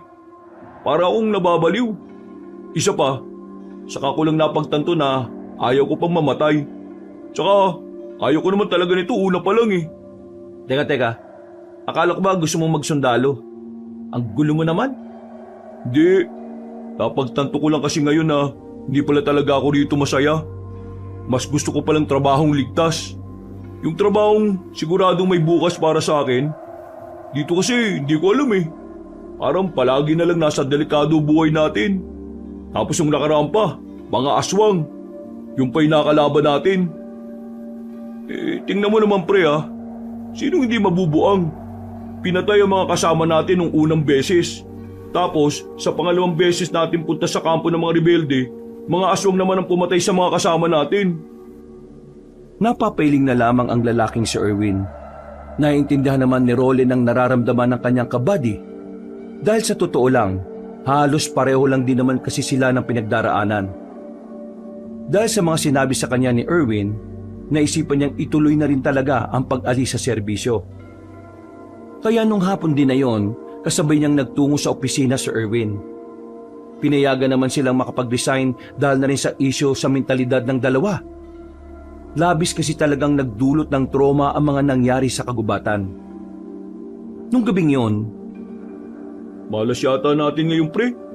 Walang masak yan eh. Ayos lang yan. Sanay naman ako maglakad eh. Sigurado kang sanay ka maglakad ah. Malayo-layong lalakarin natin, pre. Wala naman problema, no? Nung nag-aaral pa ako, puro lakad lang din naman kasi ang ginagawa ko. Yung baon ko kasi tinitipid ko nun eh. Para lang makapaglaro ng mga video game dito sa bayan. Buti ka pa, nakaranas maglaro ng mga ganyan. Ako kasi, hindi eh. Alam mo naman kung gaano ka-stricto pamilya ko. Bawal ang mga bagay na walang kinalaman sa pagpapayaman at pagpapalakas ng pangalan namin. Maya-maya lang, may sasakyang bumusina ng malakas. Uy! Tarantado yun ah! Nasa gilid na nga tayo, sasagasaan pa tayo. Mga siraulo kasi talaga minsan yung mga driver na yan eh. Akala mo kanila yung daan porque malaki yung sasakyan nila. Ay nako, kung nabubuhay pa si Lolo, yari yan kapag sinumbong ko yan. Ayaw na ayaw pa naman sa mga taong harabas kung magpatakbo. Sandaling natigil ang kanilang pag-uusap nang bigla silang may makitang babae na nakaupo sa gilid. May dala itong isang malaking bag. Narinig nilang parang iiyak na ang babae kaya nag-alala sila. Nilapitan nila ang babae. Nakita nilang tila meron itong iniinda sa paa nito. Miss, anong problema? Anong nangyari sa'yo? Masakit ang paa ko eh. Namumulikat siya kanina pa. Hindi ko alam kung paano siya ibabalik sa dati. Miss, ayos lang ba sa'yo kung tutulungan ka namin? Mahahawakan lang yung paa mo para mawala yung paninigas ng paa mo. Sige, pakiusap. Tulungan niyo ako. Sige miss, kaming bahala. Huwag ka mag-alala. Maalam din kami sa ganito. Mga sundalo kami. Baguhan nga lang. Pero kaka-resign lang rin namin. O sige, ayos lang. Mukha naman kayo mapagkakatiwalaan eh. Hindi na nagsayang ng oras ang dalawang lalaki. Nakikita na kasi nilang parang namumutla na ang babae sa sobrang sakit. Umaakyat na rin kasi ang pulikat nito hanggang hita. Ginawa ng dalawang lalaki ang kanilang makakaya para mawala ang pulikat ng babae. Mga ilang sandali lang ay nakaraos na rin ito. Pawis na pawis ang dalaga ng mga sandaling yon. Si Roland at Erwin naman ay nakahinga na rin ng maayos. Akala kasi nila ay hindi nila maaagapan. Ayan, ayos na. Makakalakad ka na ulit. Miss, saan ka ba nakatira? 9:00 na ng gabi at mag-isa ka lang dito sa daan. Di ka ba natatakot? Natatakot. Kaso wala naman ako magagawa eh. Kailangan ko maglakad. Wala naman kasing masakyan. At isa pa, malapit na rin naman ang tiraan ko dito sa bayan. Nakatira ako sa boundary ng bayan at ng baryo Masinloc. Dadaan ka pa ng gubat? Oo, mas malapit kasi kapag doon ako dumaan eh. Araw-araw mo ba itong ginagawa kapag nauwi ka? Napakadelikado. Babae ka pa naman. Kailangan ko maghanap ng trabaho eh. Kung hindi ako makakahanap ng trabaho, wala kaming kakainin ng lola ko. O sige, ihatid ka na namin pauwi sa inyo. Delikado ang gabi ngayon eh. Tara pre, hatid natin siya. O sige, wala namang problema. Sigurado ba kayo sa sinasabi nyo? Baka nakakaabala ko sa inyo mga sir. Hindi naman. Papauwi na rin kasi kami. At wala na rin naman kaming ibang gagawin eh. Huwag ka na maya. Isipin mo na lang na nagsisilbi kami sa bayan. At ikaw ang bayan namin. Buddy, joke ba yun? Ang corny. Siya nga po pala, Gabriela ang pangalan ko. Hango ang pangalan ko sa isang babaeng matapang at mabangis. Ang ganda nga ng pangalan mo eh. Ako nga pala si Erwin. Ako naman si Roland. Bagay na bagay ang mga pangalan niyo sa inyo. Nagtawanan sila nung oras na yon na parabang matagal na silang makakakilala. Maya-maya lang, agad na rin namang sinimula ng paglalakad. Nang nasa kagubatan na sila, tahimik lang ang dalawang lalaki. Nabuhay na naman ang kanilang trauma. Naalala na naman kasi nila kung ano ang nangyari sa kanila sa kagubatan. Pero kahit na ganon, pinilit nilang hindi maghari ang takot sa kanilang kalooban. Kailangan nilang maihatid ang babaeng si Gabriela kung saan man ito nakatira. Masayang kausap ang babaeng si Gabriela.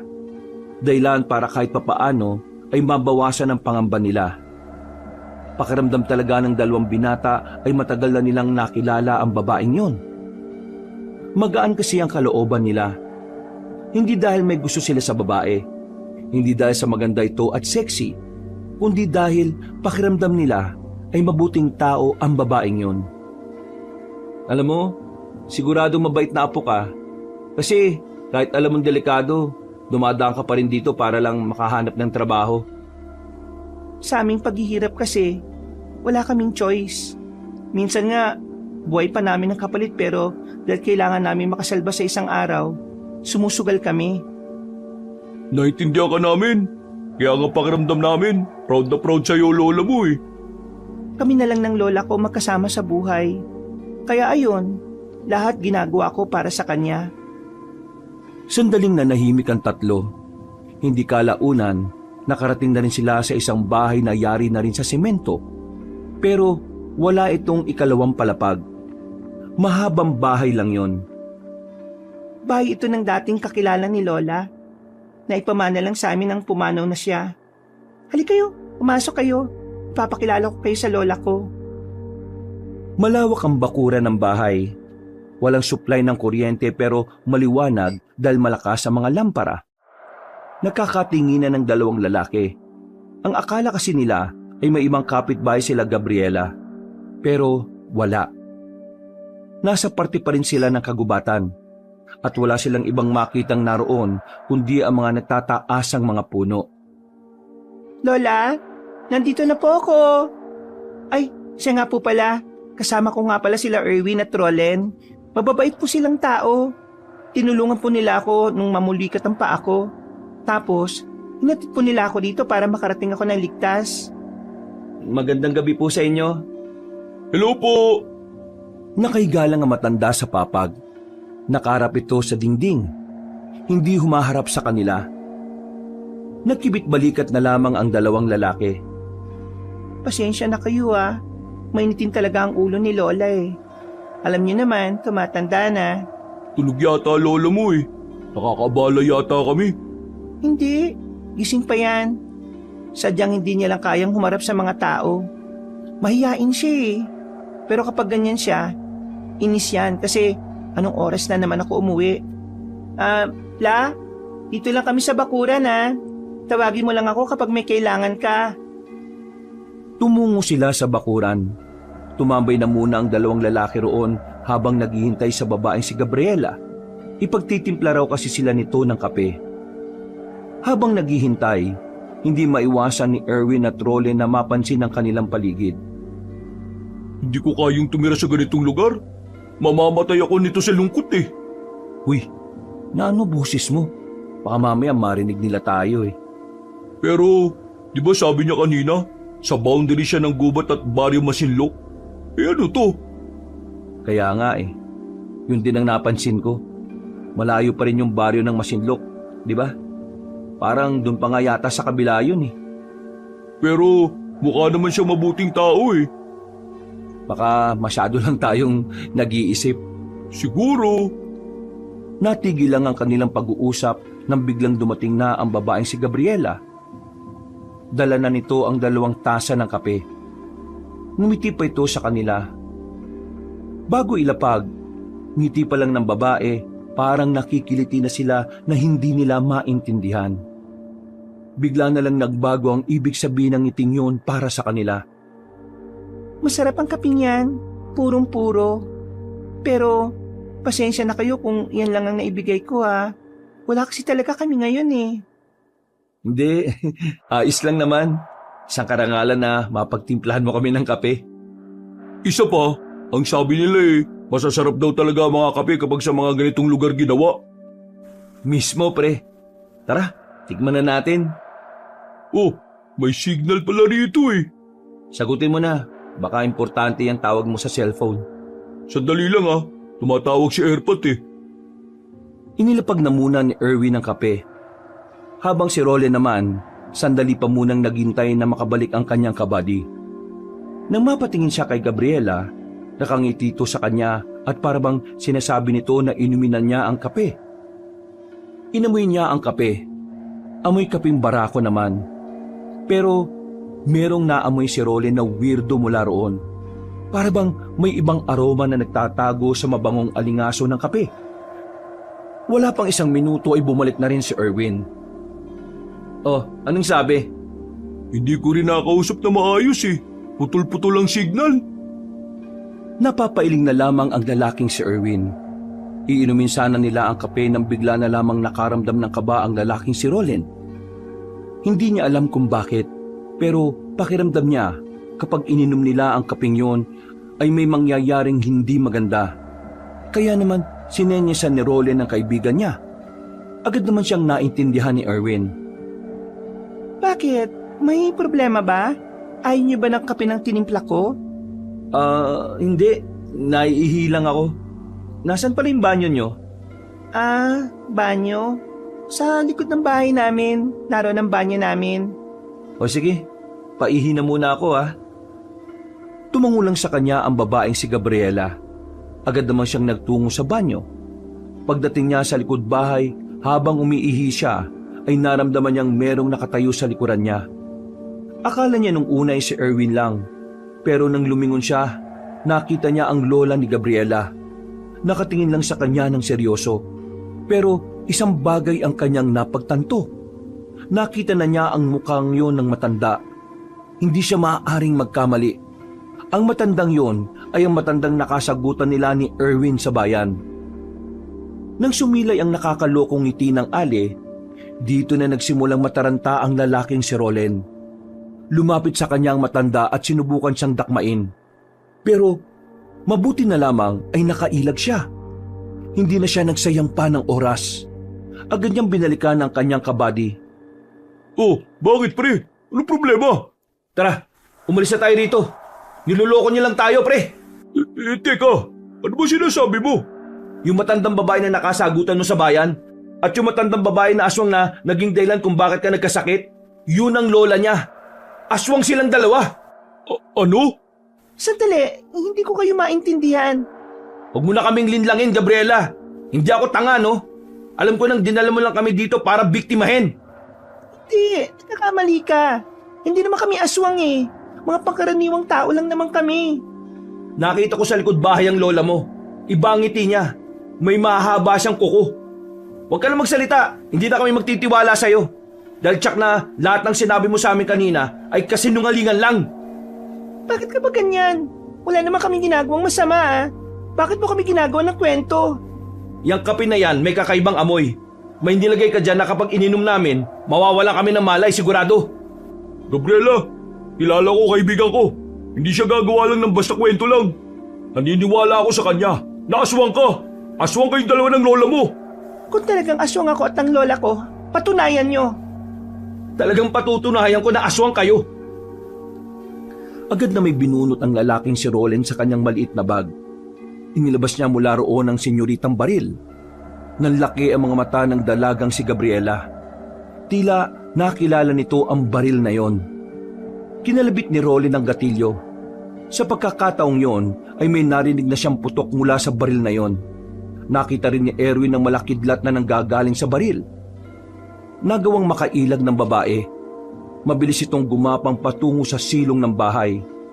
Noong mga sandaling yon, kumpirmado na nga nilang aswang ang babae pati na rin ang lola nito.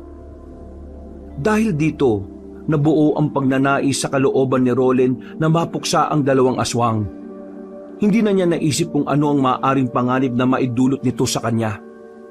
Ang tanging tumatakbo na lamang sa kanyang isipan ay ang mabawasan ng kalaban ng kanilang angkan.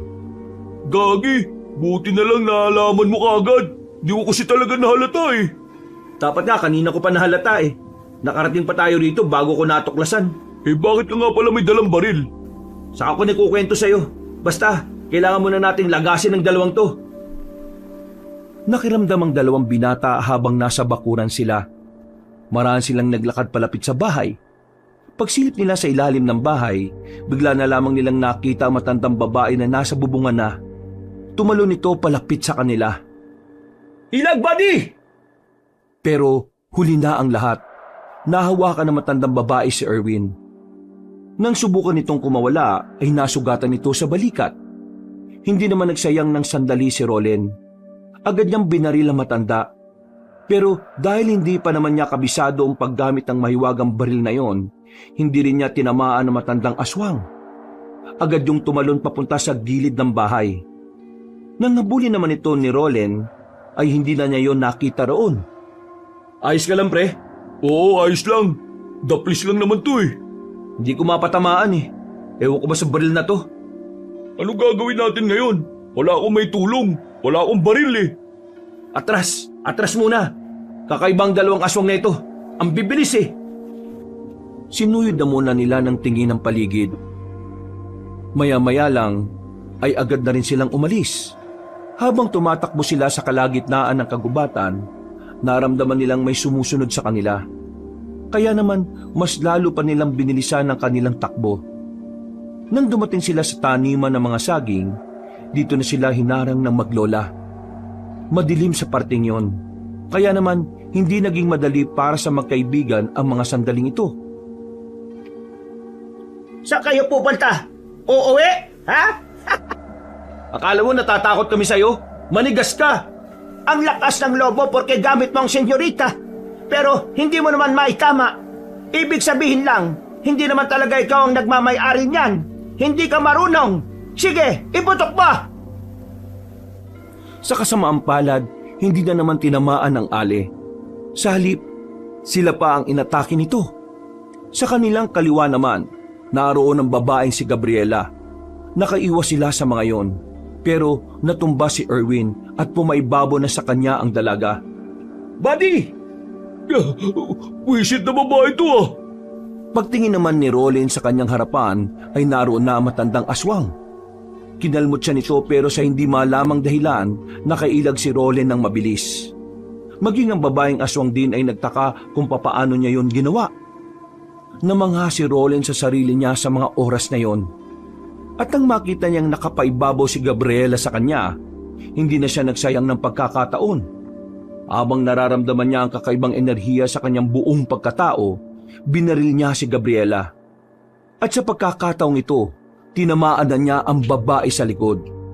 Hindi pa siya nakontento.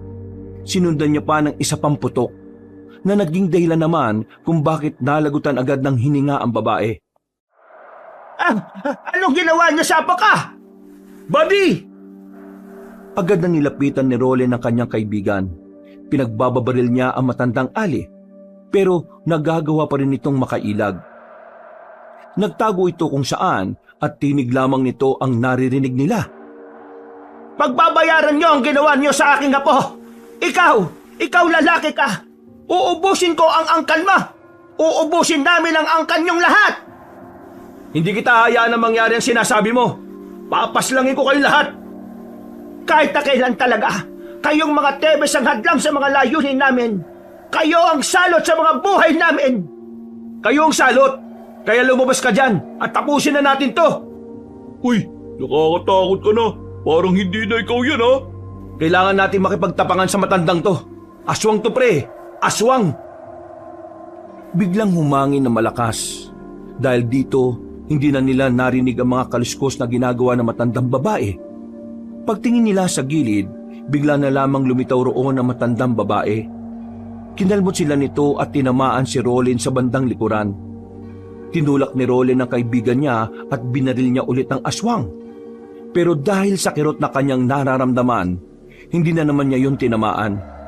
Magkakasunod na putok ng baril ang kanyang pinakawalan, pero tinakasan lang siya ng matandang aswang. Kailangan na natin lisanin ang lugar na ito. Ayos ka lang ba? May galos ka eh. Oo, ayos lang ako. Napatingin silang dalawa sa babaeng si Gabriela. Napabuntong hininga na lang sila. Aminadong nanghihinayang si Roland dahil akala nila matinong tao ang babaeng yon. Agad-agad na rin nilang nilisan ang kagubatan. Mabilis din naman silang nakarating sa kalsada. Maswerte namang may napadaan na sasakyan at nakisabay na rin sila roon. Isinama ni Roland si Erwin sa kanyang bahay. Kinontak niya agad si Francis pati na rin si Mr. Young.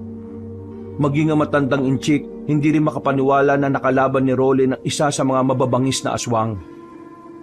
Bilad na pangalan matanda mabangis na aswang. Siya asawa na Pinuro Aswang. Hindi ako makapaniwala na ikaw laban sa aswang na mabangis. Ha! Pinahanga mo ko, Loleng. Pero ikaw ingat lagi ha. Kasi yung kalaban mo, delikado, malakas, mabangis, mautak. Nagkataon lang na ikaw dalabalil, senyorita. Hindi sana kaya wala siya gawa sa'yo. Buti yan la sugat mo. Asawa siya ng pinuno ng mga aswang? Ibig sabihin, alam din niya parte ako ng angkan namin? Oo, alam niya. Kaya sikolo ikaw kanila kuha. Planado nila lahat. Buti na lang ikaw talino at nalaman mo, senyorita. Mga siraulong yun. Muntikan pa kami ha. Buti nga napatay ko yung apo niya. Ano yung sabi? Iyong patay ko niya. Oo, napatay ko yung babae. Nasa ibabaw na siya ni Erwin eh. Kaya yun, binaril ko gamit yung senyorita. Nakaw! Delikadong buhay mo! Pati na rin buong angkan nyo! Kailangan mo na aral paano gamit ang senyorita maayos! Insan, kailangan mong mag-ingat sa oras na aalis ka. Dahil sa ginawa mo, malamang sa malamang, mas bibilisan na nila yung paggawa ng hakbang para maubos ang angkan natin. Mukhang eto na talaga ang oras para sumunod ka sa yapak ni Lolo. Hindi ko kayo maintindihan. Pero base sa mga sinabi niyo parang matagal yun ang kaaway ang mga aswang Napalunok na lamang ng laway si Rolen. Alam niya na sa mga susunod na araw, maaaring magsimula na ang laban niya kontra sa mga aswang. Nawiwindang na lamang siya sa mga nangyayari. Dahil parang kailan lang ay mga rebelde lamang ang iniintindi niyang makakalaban. Pero sa mga puntong ito, alam niyang higit na roon ang maaari niyang makaharap. Kinabukasan, hindi na nagsayang ng panahon si Rolen. Kahit na hindi pa man gumagaling ang kanyang natamong sugat, siya na mismo ang nakiusap kay Mr. Yang na ituro sa kanya ang lahat ng nalalaman sa paggamit ng senyoritang baril. Marami siyang binasang libro, marami siyang inaral na kasaysayan at pati na rin ang ilang ritual na makakatulong upang maintindihan niya ang diwa ng kapangyarihan ng baril. Hindi na napapansin ni Rolen na lumilipas na pala ang araw. Unti-unti na rin niyang nasasanay ang kanyang sarili. Unti-unti na rin niyang natututunan kung papaano ginagamit ang baril. Talagang puspusan na ang pagpapractice mo, Insan Ikaw na talaga susunod sa yapak ni Lolo. Kailangan Sabi sa akin ni Mr. Yang, malaki ang tsansa na bibiglain tayo ng mga aswang na yun. Nananahimik kasi sila. Yun ang nakakatakot. Naabisuhan na ba yung iba natin mga kamag-anak? Oo, nasabihan na namin sila. Buti nga naniwala kaagad sila Paano hindi maniniwala? Ikaw lang naman yata yung hindi nakakalam tungkol sa pagiging manunugis at birador ni Lolo. Nasa kagubatan sila ng tanghaling yon. Nagpapahangin si Rolen habang kumakain ng paborito nitong biko. Habang nagmumuni-muni sila, bigla na lamang nakaramdam ng kaba si Rolen. Oh, bakit? Anong problema? Hindi ko alam Bigla na lang akong kinabahan. Si Mr. Yang ba? Nakausap mo ngayong araw? Kaninang umaga lang. Tinanong niya ako kung kumusta ka na. Puntahan natin si Mr. Yang. Ha? Ngayon na? Oo, hindi ako mapakali. Isinuksok na ni Rolen ang kanyang baril sa tagiliran. Hindi na sila nagsayang ng oras at agad na rin silang tumungo sa kinaroroonan na matandang si Mr. Yang. Makailang ulit silang kumatok, pero walang nagbubukas ng pinto. Nang itulak nila ang pinto, ay saka lamang nila nalaman na nakabukas pala yun. Marahang binuksan ni Rolen ang pintuan. Sa hindi malamang dahilan, lumakas na naman ang kanyang kaba. Nang sumilip na sila sa loob ng bahay, dito na nila nakita ang matandang si Mr. Yang. Nakadapa, may dugo sa sahig. Hindi na ito gumagalaw.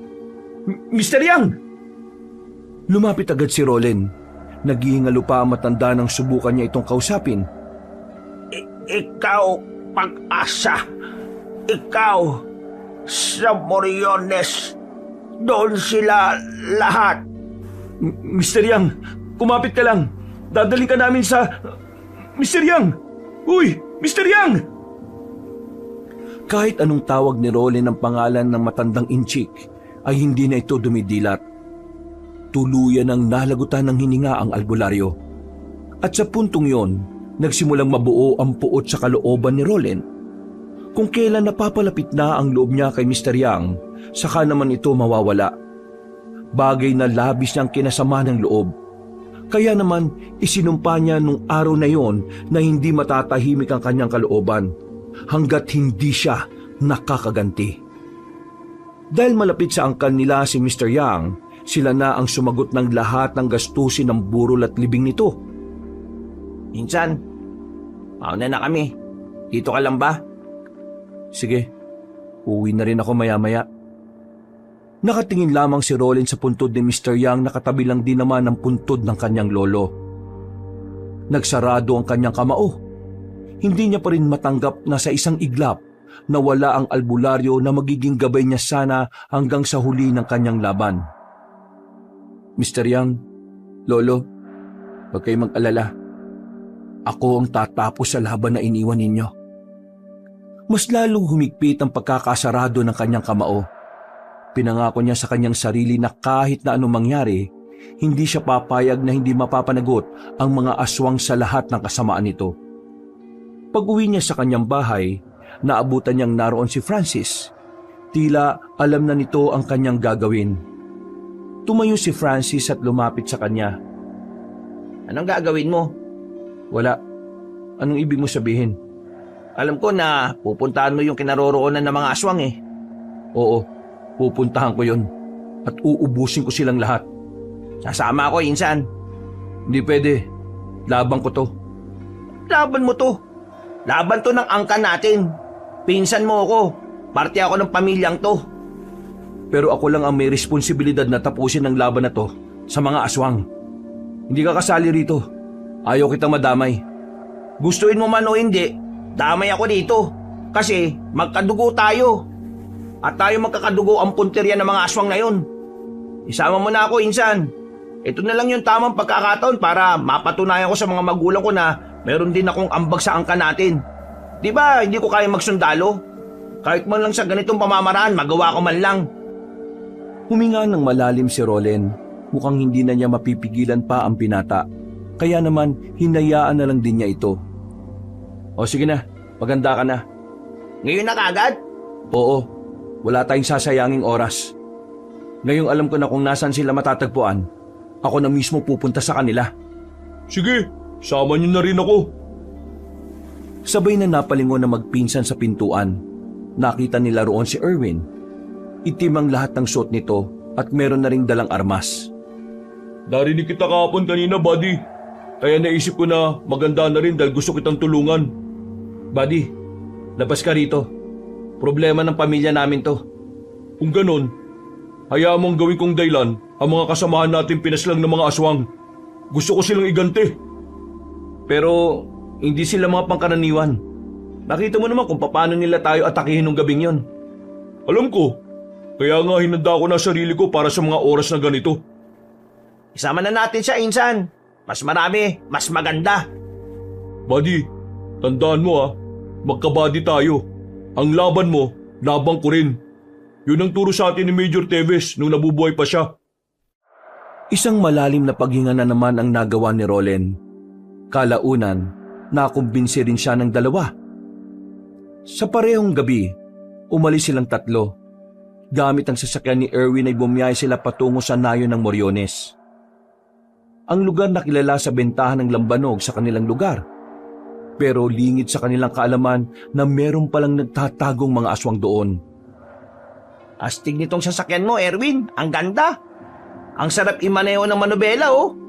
Focus ka lang sa daan. Madilim ang dinaraanan natin. Baka bigla tayo maaksidente. Nakafocus naman ako eh. Ay, teka, Rolen, Insan. Paano pala natin malalaman kung aswang ang isang tao? Paano natin malalaman kung sino kalaban natin? Kaya ko nang maramdaman ang presensya ng mga aswang. Totoo pala talaga yung mga ritual na ginagawa ni Mr. Yang sa'yo eh, no? Nakatulong talaga eh.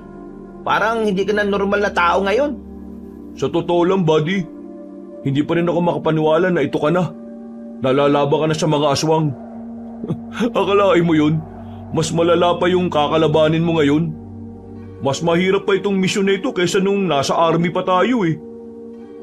Hindi ko rin inaasahan na ako ang susunod sa yapak ni Lolo eh. Yung mga nangyari sa buhay natin ngayon, yun ang naging senyales na maging ganito ako. Kaya mamaya, ihandaan niyo ang sarili ninyo. Ikaw Francis, marunong ka ba talagang humawak ng baril? Kahit na hindi ako nagsundalo, marunong naman ako. Nag-aral din naman ako niyan eh. Kaya wala kayong dapat na ipag-alala sa akin. O sige, sabi mo yan eh. Namayan niyang katahimikan sa loob ng sasakyan. Tahimik lamang sila habang tinatahak ang biyahe. Si Rolin, wala siyang ibang iniisip kundi ang mga mangyayari. Alam niya sa kanyang sarili na handang-handa naman siya. Pero kahit na ganon, hindi niya pa rin maiwasang hindi mabahala. Hindi niya minamaliit ang kakayahan ng mga aswang, kaya kahit na may kakayahan siyang pumaslang, hindi pa rin siya nagiging kampante. Tumigil ang sasakyan sa gilid ng kalsada. Nagtaka naman sila nang marinig na parang may kumalabog sa makina. Erwin, may problema yata ang makina ng sasakyan mo eh oh. Mukhang pinipigilan ka talagang sumama. Iwan na lang natin tong sasakyan. Malapit na rin naman to sa Moriones eh. Ha? Sigurado ka? Oo, luma na rin kasi yung sasakyan na to eh. Balikan na lang natin to bukas. Kung ganun eh, tara na. Iniwan nila ang sasakyan sa gilid. Sinimulan na rin nila ang paglalakad. Dumaan lang sila sa gilid ng medyo may kadiliman. Iniiwasan kasi nilang may makakita sa kanila dahil baka paghinalaan sila ng mga rebelde. Mahabang baril kasi ang dala ni Francis at Erwin. Kung sakali mang dumating tayo sa puntong kailangan nyo ng mamili, piliin nyo lang palagi yung sarili nyong kaligtasan ha. Hindi pwedeng mamatay tayong lahat. Kailangan may makaligtas. Mas maganda kung lahat tayo ay makakabalik ng buhay. Napatangon na lamang ang dalawang lalaki. Habang papalapit sila ng papalapit, nakakaramdam na rin ng kaba si Rolen. Hindi nagtagal, natanaw na rin nila ang kabilang nayon. Maliwanag at mukhang masigla ang lugar na yon. Sa unang tingin, iisipin na tila pangkaraniwang lugar lamang yon. Pero sa malayo pa lang, nararamdaman na ni Rolen ang mga presensya ng mga aswang. Ihandaan niyo mga sarili ninyo. Papasok na tayo sa lugar nila. Buddy, kilala mo ba yung pinakapinuno nila? Oo, sinabi na sa akin ni Mr. Yang yon. Kung sino yung mararamdaman kong pinakamalakas, yun na yon. Nagmamadali silang makalapit sa nayon ng Moriones. Dumaan muna sila sa gilid para walang makaalam ng kanilang gagawin. Nung oras na yon, isa sa problema nila ay kung paano nila hahanapin ang kinaroroonan ng pinuno ng mga aswang. Sinusubukan kasing pakiramdaman ni Rolen ng paligid, pero wala silang mararamdaman na kakaibang presensya. Anong balita, Insan? Hindi ko siya maramdaman dito. Mukhang may kakaiba siyang ginagawa para hindi siya matagpuan. Anong balak mo ngayon? Walang ibang choice. Una natin papaslangin ang mga aswang na narito. Palalabasin natin siya sa pambubulabog natin. Mukhang peligroso yung iniisip mo, Insan. Pero sige, palag-palag na yan. Nakikita niyo ba yung kumpulan na yon? Lahat yan aswang. Pagbilang ko ng 3, lalabas tayo. Raratratin natin kaagad ang mga yan. Sigurado ko ba mga aswang yan? Baka mamaya mga tao lang pala yan. Nako, maging kriminal pa tayo. Kung wala kang tiwala sa pakiramdam ko, mabuti pa umuwi ka na lang. Francis, sa aming mga sundalo, kailangan mong pagkatiwalaan na sinasabi na mas nakakaalam. Yung kasi magiging gabay natin. Okay, sige na. 1, 2, 3. Naunang lumabas sa pinagtataguan ng lalaking si Rolen. Gamit ang senyoritang baril, pinaputukan niya ang mga aswang na nasa gilid. Habang ang dalawa naman ay niratrat ang mga nasa tindahan. Nagpulasan ang mga aswang. Si Rolen naman ay nauna nang lumapit. Isa-isa niyang pinagpapapaslang ang mga aswang. Kada tatamaan niya ay bulagta agad at unti-unting naaagnas. Yun ang epekto ng mahiwagang baril na may mutya ng pangil ng kidlat. Wala tayong ititira! Uubusin natin ang lahat ng yan! Francis, kaya pa ba? Oo naman oh, ang saya nga eh. Para mga natatarantang pusa ang mga aswang habang pilit na iniiwasan ng mga balang pinakakawalan nila. Sa mga unang minuto, marami-rami na rin silang napaslang. Marami na ang nakabulagtang aswang sa daan. Mararamdaman ang galit ng mga nilalang sa kung papaano umangil ang mga yon. Sandaling natigil ang putukan nang wala na silang nakikitang aswang sa paligid. Pero nararamdaman pa rin ni Rolly ang presensya ng mga yon. Batid niyang nagtatago lamang ang mga aswang sa kung saan. Ilabas niyo pinuno ninyo! Ubusin namin kayo lahat, sige kayo! Walang tumutugon sa kanila. Pero mga ilang sandali lang, nakarinig na si Rolly ng mahinang palakpak. Pagtingin nila sa gilid, nakita ni Rolly na matandang si Miranda, ang babaeng hindi niya nagawang paslangin nang takasan siya nito. Ang lakas din naman ang loob niyong dumayo sa mismong balwarte namin. Ito ba ang pamamaraan mo ng pagsasayang ng buhay? Ilang beses na pinaputukan ni Rolly na matandang babae pero hindi niya ito matamaan. Tumatawa-tawa pa ang matanda sa kanya. Tila minamaliit lang ang kanyang kakayahan sa pag-asinta. Buddy, insan, kayo nang bahala sa iba. Ako na munang bahala sa matandang to. Sige, dito na muna kami. Halika na, Francis! Tumungo sa kabilang direksyon ng dalawang binata, habang naiwan naman si Rolly sa harap na matandang babae. Nakatayo ang Ali sa itaas ng bubungan. Tila hindi na yon nababahala pa sa hawak-hawak niyang baril. Kupas na ang baril na yan, iho! Ilang henerasyon nyo na ang gumamit niyan. Kaya sa henerasyon mo, madali na lang yan tapatan.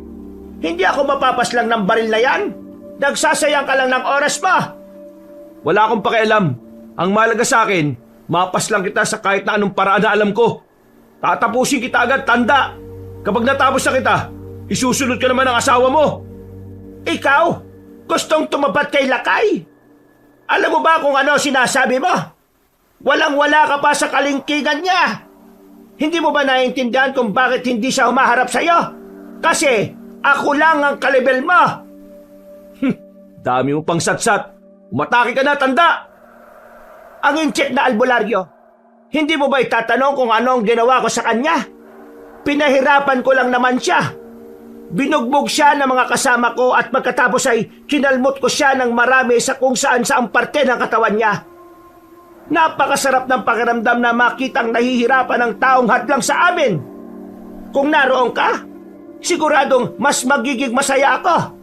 Dahil nakita ko sana kung ano ang nararamdaman mo kung nawalan ka ng manimik ka. Hindi na nagsayang pa ng oras si Rolly. Agad niyang pinagbababaril ang matandang babae. Pero kagaya pa rin ng kanina, hindi niya pa rin ito matamaan. Masyadong mabilis sa matanda. Nakakadagdag hirap pa para sa kanya ang mga kabahayan na minsan pinagtataguan din ng Ali. Dito ka na mamamatay kasama ng dalawang kaibigan pa! Maya-maya lang, naramdaman na lamang ni Rolly na nasa likuran na niya ang Ali. Huli na ng tangkain niyang makailag. Tinamaan na siya nito ng mahaba nitong kuko. Mahabang pagkakakalmot sa kanya.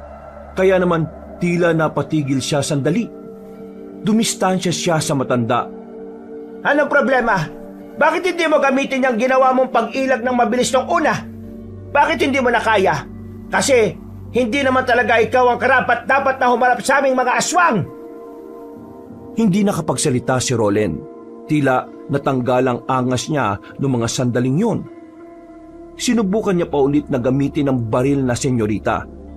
Pero sa kasamaang palad, hindi niya pa rin tinamaan ang Ali. Nakakaroon na siya ng pagdududa sa kanyang sarili sa mga pagkakataong ito.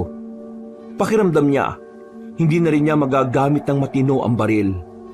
Yung pa naman sana ang inaasahan niyang makakapaslang sa lahat ng aswang. Bumuntong hininga na lamang siya. Pag-atake ulit na matanda, tinamaan ulit siya, dahilan para matumba siya. Pero agad din naman siyang bumangon kahit na nawawalan na siya ng balanse. Mukhang wala na naman ako mapapala sa iyo ngayon. Kaya mas maigi nang tapusin na kita. Pasensya ka na. Hindi ka na aabot kay Lakay. Hanggang sa akin ka lang. Huwag kang maging kampante, tanda. Baka nakakalimutan mo. Ginawa ng Diyos ang tao na mas mataas sa lahat. Sa paningin ko, Isa ka lang hayop na nagkatawang tao. Kaya kahit sindakin mo ako, hindi mo ako masisindak. Hindi ako takot mamatay. Kasi kung takot ako mamatay, hindi ko na sana mapapaslang ang apo mo na nagpapanggap. Visit ka talagang lalaki ka. Pagbabayarin kita sa ginawa mo sa apo ka. Akmang aatake na naman sana si Aling Miranda nang biglang dumating si Erwin. Binaril nito ang matanda. Umilag naman si Aling Miranda. Pero dahil doon, sandaling nawala ang atensyon ng Ali kay Rolen. Nagkaroon ng pagkakataon si Rolen na barilin na matanda. Agad niyang pinaputukan si Aling Miranda at sa wakas, tinamaan na yon sa kanyang dibdib. Sinubukan pa ng matandang aswang na makatalon, pero hindi na nito kinaya ng barilin pa ito ni Rolen ng ilang sunod-sunod. Dami mo kasing dinadaldal eh. O ayan, nauna ka tuloy. Nakatingin sa kanya ang matandang babae. Tila may gusto itong sabihin na hindi na rin naituloy. Wala pang isang minuto, unti-unti na rin itong naging abo. Marami pa ron. Tara, respondihan natin si Francis. Nagmamadali silang nagtungo sa kinaroroonan ng kanyang pinsan. Saktong dating nila dahil malapit-lapit na ring mawalan ng bala si Francis. Akala ko iniwan niyo na ako eh. Pwede ba naman yun? Niratrat nila ng niratrat ang mga aswang na patalon-talon sa mga bahay at puno. Sa mga puntong ito ay unti-unti na rin nilang nalalagas ang bilang ng kanilang mga kalaban. Maya-maya pa, tumigil na ang putukan nang wala nang nagpapakita sa kanilang aswang. Ihanda niyo sarili niyo. Nandito na siya. Sinong siya? Ang pinuno ng mga aswang. Ang tinatawag nilang lakay. Naririnig ni Rolen ang mabibigat na yabag ng isang nilalang. Noong mga sandaling yon, bigla na lang din siyang nakaramdam ng kaba. Tila nagwawala ang kanyang dibdib. Hindi niya mapigilan.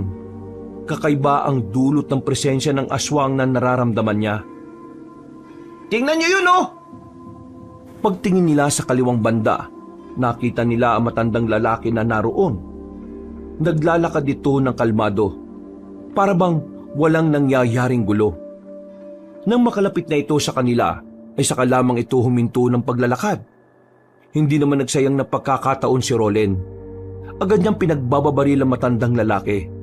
Tinatag niya yon ng bala sa dibdib. Pero sa kasamaang palad, hindi man lang yun tinablan. Bumaon lang ang bala sa katawan ni Lakay pero wala namang nangyari. Gagi, hindi tumatalab sa kanyang senyorita. Alam mo ba kung bakit hanggang ngayon ay nabubuhay pa rin ako? Isa lang ang kasagutan. Yun ay dahil hindi naman ako napas lang ng mga pinuno ninyo. Kaya isang malaking kalokohan niyang baril pa rin na yan ang gusto mong gamitin laban sa akin. Hindi kaya nasabihan na mas nakatatanda sa'yo na matagal ko nang inaral ang baril na yan. At ngayon, hindi na ako mamamatay ng dahil lang dyan. Anong klaseng nilalang ka? Isa pa rin naman akong aswang. Pero hindi ako kagaya ng mga aswang na inaakala mo. Kaya kung umaasa ka na may maiuwi kayong tagumpay, nagkakamali kayo. Sa sobrang bilis sa matandang lalaki, hindi nila namalaya na inago na pala kay Erwin at Francis ang hawak-hawak nitong baril. Tanging ang baril na senyorita lamang ang hindi nahawakan ni Lakay. Sinubukan ni Francis at Erwin na labanan ng mano-mano ang matanda. Ang kaso nga lang, binalibag lang sila nito sa gilid. Hindi kayo ang gusto kong makalaban. Mga bida-bida kayo! Lumunok ng laway si Rolen. Kinakabahan na siya sa mga sandaling yon. Hindi niya alam kung papaano niya tatalunin ang kalaban niya gayong hindi naman ito tinatabla ng armas na kanyang inaasahan. Kung ako sa'yo, lumuhod ka na lang sa harapan ko at magmakaawa para sa buhay mo. Baka sakaling magbago pang isipan ko. Mas pipiliin ko pang mamatay na lang kaysa lumuhod sa harapan ng isang nilalang na kahit kailan hindi ko magugusto ang bigyang pugay. Muling pinagbababaril ni Rolen si Lakay. Kahit na hindi naman nauubos ang bala niya, ay wala pa rin yung talab. Tinatawanan lang siya nito. At tila ginagawang laro-laro lamang nito ang laban nila. Maya-maya pa, bigla na lang din niyang naramdaman ang kamao ni Lakay sa kanyang tiyan. Sa lakas ng suntok ay namilipit sa sakit ang binata. Napahiga agad siya at hindi makagalaw.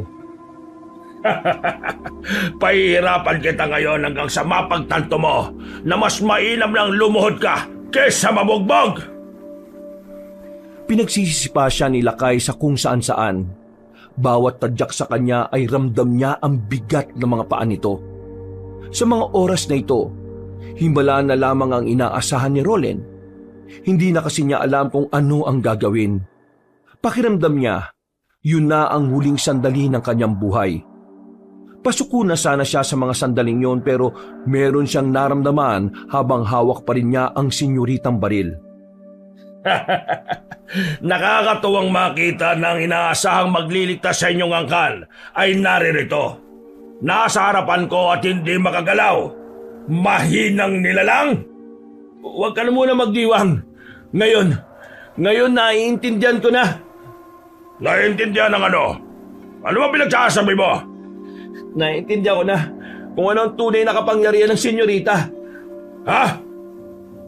Ginamit ni Rolen ang natitira niyang lakas para kunin ulit ang baril na senyorita. Paghawak niya nito, malakas na liwanag ang sumilaw sa kanilang lahat. Ang liwanag na yon ay nanggaling sa mismong baril. Tumagal ng halos 30 segundo ang liwanag. Nang mawala na ito, nakita na lamang ni Lakay na nakatayo na ulit si Rolen. Meron itong hawak-hawak na espada na parang hugis kidlat. Teka! Paano nangyari yan? Sa wakas, nailabas ko na rin ang tunay niya kapangyarihan. Magagamit ko na rin ang tuluyan ng tunay na kapangyarihan ng mutya ng pangil ng kidlat. Hindi ko alam kung ano ang nangyayari. Pero tatapatan kita! Agad na nagbago ang anyo ni Lakay. Naging halimaw na ito. Pero sa puntong ito ay wala nang nararamdaman kahit na anong pangamba ang binata. Agad-agad na rin itong lumapit doon. Umatake si Rolen. Pagagupit niya ng hawak na espada, naglabas ito ng malakas na kuryente. Para itong kidlat na kumikislap. Tinamaan niya si Lakay sa katawan. Nalapnos kagad ito na naging dahilan para mas lalo itong magalit. Walang iya ka! Nagmamadaling makalapit sa kanya si Lakay. Pero sa kasamaang palad, hindi naman yun nagtagumpay na makatama kay Rolen. Ibang level na ang galaw ng binata sa mga oras na ito. Hindi na ito normal. At parang kalkulado na rin ni Rolen ang kilos ng kanyang kalaban. Ganun kabilis nagbago ang ihip ng hangin para sa laban na yon. Oh, bakit? Nagtataka ka ba? Nababahala ka na ba sa ngayon? Kahit nadihado, hindi pa rin nagpatinag ang aswang na si Lakay. Ginamit na nito ang kakaiba nitong lakas. Ibang level na rin ang bilis ni Lakay.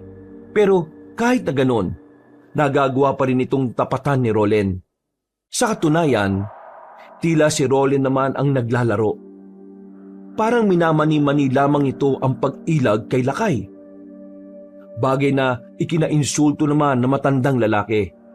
Kaya mas lalo lang itong naggalit sa kanya. Bakit? Bakit hindi kita matamaan? Ako ang pinakamalakas rito! Ako! Tanggapin mo na ang katotohanan na kanina ka lang malakas. Malakas ka lang kapag mahina ka laban mo. Tapos na panahon mo, tanda. Hindi mo na kaya ang henerasyon na ito. Hindi yan totoo! Tumalo na matandang lalaki sa likuran ni Rolen. Nakalmot siya nito sa likuran pero wala siyang maramdaman. Hindi yun tumalab sa kanya. Nang makabuelo siya ng umatake, hiniwa niya ang kanyang kalaban. Tinamaan naman ng matandang si Lakay sa kamay. Naputol ang dalawang daliri nito. Lapnos din ang kamay nito na parabang literal na nakidlatan.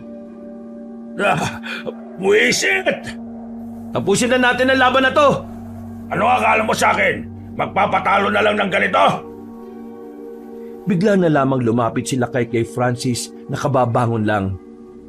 Akmang itatarak na sana ni Lakay ang mahaba nitong kuko pero bigla na lamang nakalapit din agad si Rolen.